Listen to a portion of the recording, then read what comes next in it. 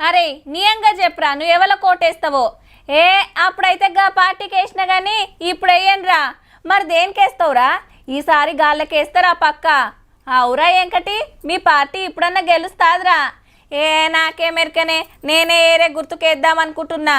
హో కాకో, ఆయనగా పార్టీకి వేసేవే vote waste అవుతుంది మళ్ళా. అప్పుడంటే అసెంబ్లీ ఎలక్షన్లాయే అనే చర్చలు నడుస్తున్నాయి అబ్బా ఊర్లో పొంట. ఎందుకో గీ వార్త చూస్తే ఆల్కగా సమజైతది. కులం కుల్లా చెప్పాలంటే పోటీలో 3 పార్టీలు ఉన్నా ఫైటింగ్ రెండింటి నడమనే. ఇటు కాంగ్రెస్ అటు కమలం ఎవరోట్లు వాళ్ళకు పడతాయి. మరి కారోట్లు ఎవరికి అనేది అసలు పాయింట్. మాకే వాడాలని జాతీయ పార్టీలు గుంజులాడుతున్నాయి. దీనికో లెక్క ఉంది. 5 ఏళ్ల కిందట అసెంబ్లీ ఎలక్షన్లకు అటెంక 6 నెలలకే వచ్చిన పార్లమెంట్ ఎలక్షన్లకు చూస్తే 100కి 6 ఓట్లు తగ్గినాయి బీఆర్ఎస్ కు. అదే కాంగ్రెస్ కు ఒక్కోటి పెరిగితే బీజేపీకి 13 పెరిగినాయి ఏకదమ్నా. అప్పుడు గులాబీ పార్టీ పవర్ ఉన్న ఓట్లు తగ్గినాయి అంటే పార్లమెంట్ ఎలక్షన్ లో దేశం లెవెల్లో ఆలోచిస్తున్నట్టు లెక్క. ఇప్పుడు అధికారం బాయే, కవితమ్మ అరెస్ట్ అయ్యే, కాళేశ్వరం స్కామ్ బయటకు వచ్చే, ఫోన్ ట్యాపింగ్ కేసు జోరుండే. ఇంకో దిక్కు ఎంపీలు వెళ్ళిపోతున్నారు, ఎమ్మెల్యేలు కండువాలు మారుస్తున్నారు.